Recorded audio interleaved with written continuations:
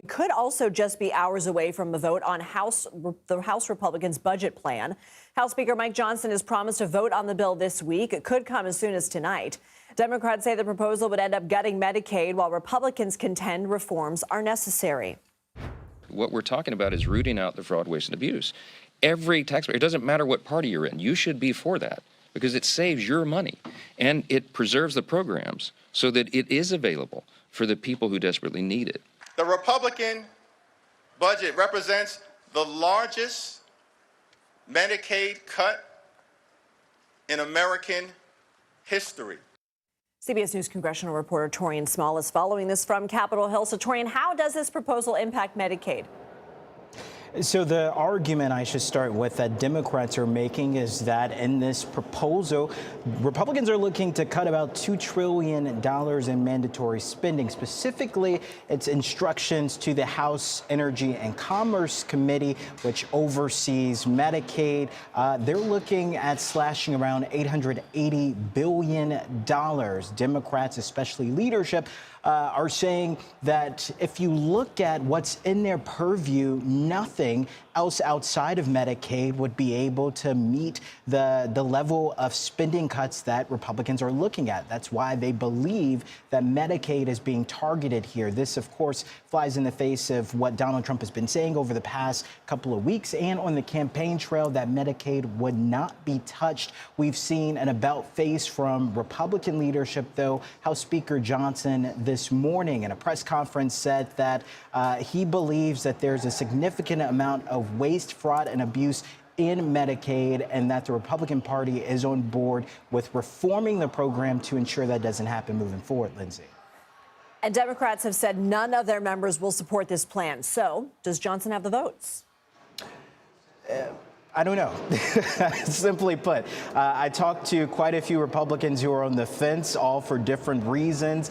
Let's start with Victoria Sparks, the congresswoman from Indiana, who came out very publicly at the start of the week saying that she just won't be cutting or supporting this bill because the cuts don't go deep enough. She's also a close supporter of what Elon Musk and the Department of Government Efficiency has been doing. And she says that Johnson needs to go back to the drawing board in order to ensure more cuts that would offset the massive deficit that would come along with extending that 2017 Tax Cuts and Jobs Act that was approved there.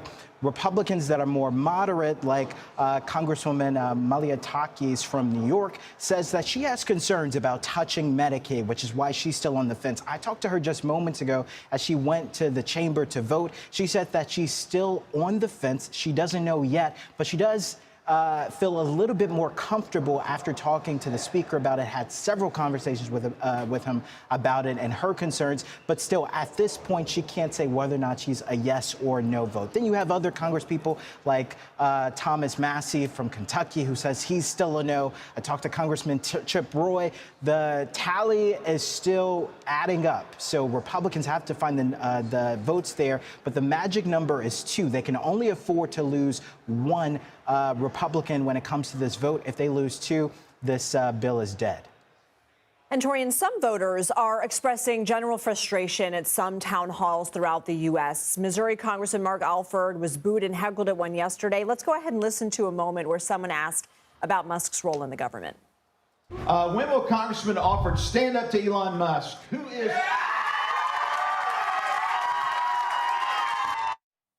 So Alford implied that there were some Democrats in the crowd, but does that exchange sort of represent a larger frustration at the GOP right now? Are lawmakers worried about this?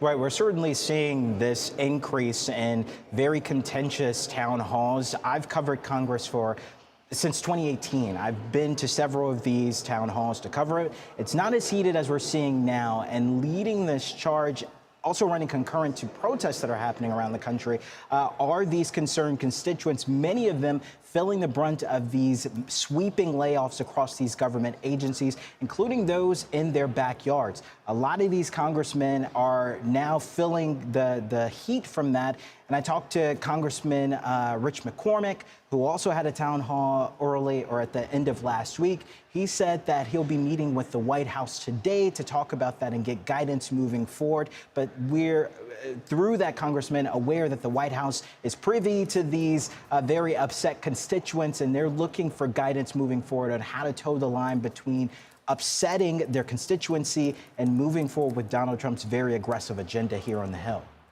All right, Taurean Small, thank you.